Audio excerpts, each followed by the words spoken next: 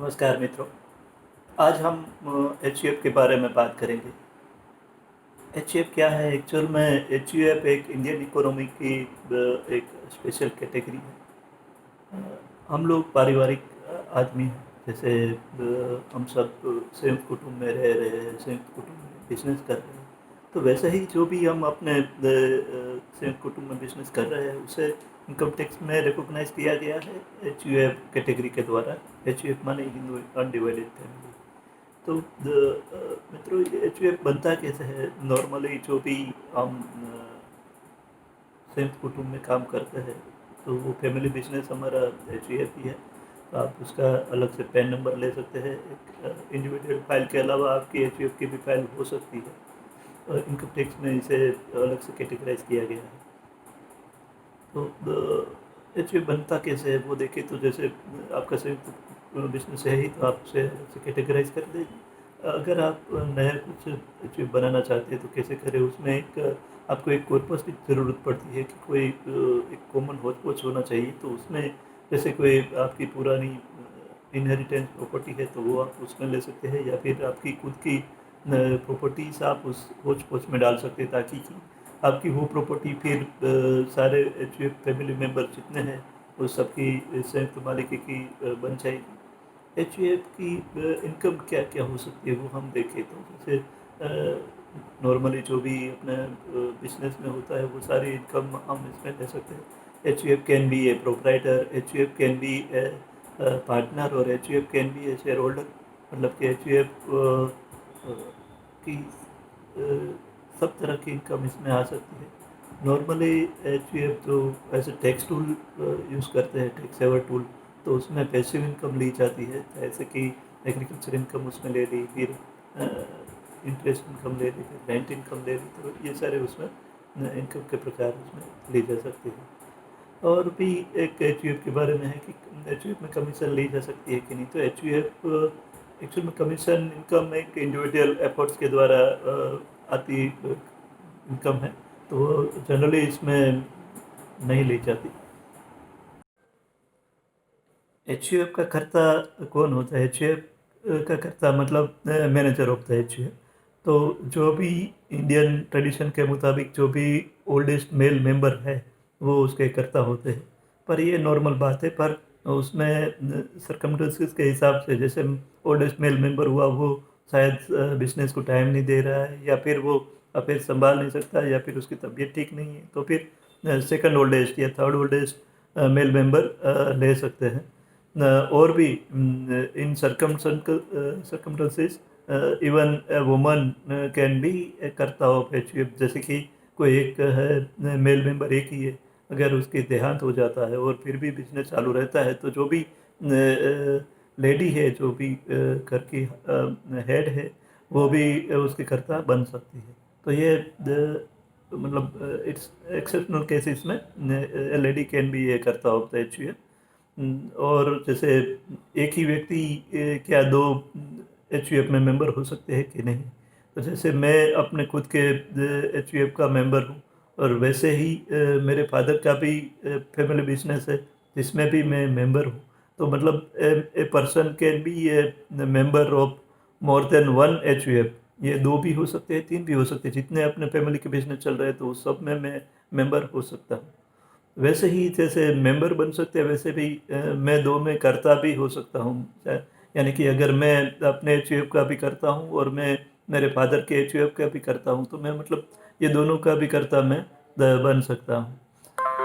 एक common question था कि क्या एच के कर्ता को सैलरी दी जा सकती है और वो क्या इनकम टैक्स में बात है कि नहीं? तो ये भी अलाउड है कि आप आपके एच के कर्ता को आप सैलरी दें, और वो भी उसमें से इनकम टैक्स में वो बात भी मिलेगा एच के में। पर हाँ, वो ये पर्सनल में मतलब कि कर्ता के पर्सनल अकाउंट्स में वो एज एन इनकम जुड़ जाएगा। आप वैसे ही जैसे कर्ता को दे रहे वैसे आप अपने और भी मेंबर्स को आप उसमें से सैलरी दे सकते हैं, पर शर्त ये है कि वो सारे उसमें काम करते होने चाहिए। मतलब ऐसे कुछ ना कुछ अफेयर्स आपके हैंडल करते होंगे तो ठीक है। फिर एचयूएफ के डिडक्शन के लिए भी काफ़ी क्वेश्चन आते रहते थे कि जैसे एटीसी के डिडक्शन मिलेंगे कि नहीं, फिर पीपीएफ का डिडक्शन मिलेगा कि नहीं। तो एटीसी के तकरीबन सारे डिडक्शन उसे मिलेंगे, पर उसमें से कुछ डिडक्शन ऐसे हैं जो कि खुद एचयूएफ के नाम से नहीं होते हैं, तो वो मेंबर्स के नाम से एचयूएफ ले सकते हैं। जैसे कि एलआईसी हो गई, तो एलआईसी का अगर प्रीमियम कोई पर्सनल नेम से भरा है, कोई मेंबर के नेम से भरा है, तो वो एच यू एफ के खाते में से अगर पेमेंट हुआ है तो उसकी डिडक्शन आपको एटीसी के अंदर एच यू एफ को ज़रूर बाद मिलेगा। शर्त यह है कि वो उसने पर्सनल में से वो ना लिया हो।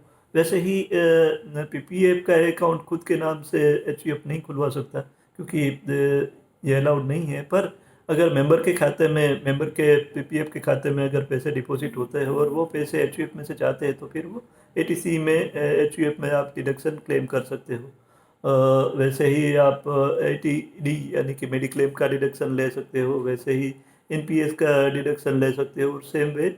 और सबसे बड़ी बात ये भी है कि आप अपनी हाउसिंग प्रॉपर्टी अगर खुद की एच यू एफ के नाम से लेते हैं और उसके सामने अगर आप लोन भी लेते हैं, तो वो भी आपको उसका इंटरेस्ट भी आपको जैसे अपने पर्सनल फाइल में अलाउड है, वैसे इसमें भी ये अलाउड है। तो एच यू एफ की फाइल अगर आप ठीक से समझे, तो उसका प्लानिंग, आप टैक्स प्लानिंग ठीक एकदम एक एडिशनल फाइल की तरफ से हो सकता है। एक एच यू एफ के गिफ्ट के बारे में क्वेश्चन होते रहते हैं, जैसे एच यू एफ गिफ्ट ले सकते हैं, दे सकते हैं। तो H U F can accept gift from its member. H U F अपने मेंबर से गिफ्ट ले सकते हैं, पर एच यू एफ किसी और के पास से गिफ्ट नहीं ले सकता। मेंबर के अलावा उसके रिलेटिव्स वगैरह के पास से या कोई फ्रेंड्स के अलावा फ्रेंड के पास से कहीं से भी एच यू एफ गिफ्ट नहीं ले सकता। नहीं ले सकता मतलब हमारे कहने का मतलब ये है कि वो इनकम टैक्स में अलाउड नहीं है। यानी कि अगर वो एच यू एफ अगर इनकम एक्सेप्ट भी करता है, अगर कोई इनका गिफ्ट लेता भी है, तो वो एज एन इनकम टैक्स वो एडिशनल इनकम हो जाएगी और उसके ऊपर टैक्स भरना पड़ेगा। और income H U F gift दे भी नहीं सकता है। एच यू एफ अगर गिफ्ट देता है तो उसे एक्सपेंस के तौर पर बाद नहीं मिलेगा, और सामने वाले के हाथों में भी वो टैक्सेबल बनेगी, तो उसका वो टैक्स दे वो गिफ्ट दे भी नहीं सकते। और एच यू एफ की प्रॉपर्टीज कब ट्रांसफ़र के लिए क्वेश्चन था। तो एच यू एफ की properties transfer in two cases, जैसे कि एक पार्शियल पार्टीशन हो गया और फुल पार्टीशन हो गया। पार्शियल पार्टीशन माने कि जब एच यू एफ कंटिन्यू रहता है और उसके एक या दो या उससे ज़्यादा कोई मेंबर्स उसमें से अलग होकर खुद का बिजनेस अलग करते हैं, और एच यू एफ का बिजनेस अभी कंटिन्यू रहता है, तो इन दैट केस वो पार्शियल पार्टीशन है।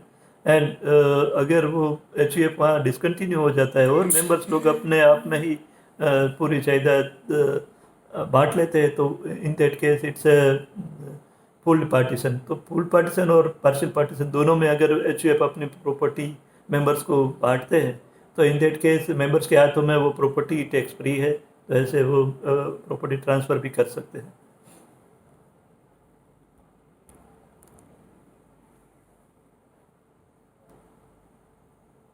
और क्वेश्चन था कि मेंबर्स और को पार्टनर में क्या फ़र्क है। तो मेंबर्स, एच यू एफ का मेंबर ये है कि जो एच यू एफ का को पार्टनर ये है जो कि by birth H U F में मेंबर बनता है। और जो अदर है वो, जैसे कि मेरे एच यू एफ है उसमें मेरी वाइफ है, तो वो बाय बर्थ नहीं है, तो वो ऑर्डिनरी मेंबर है।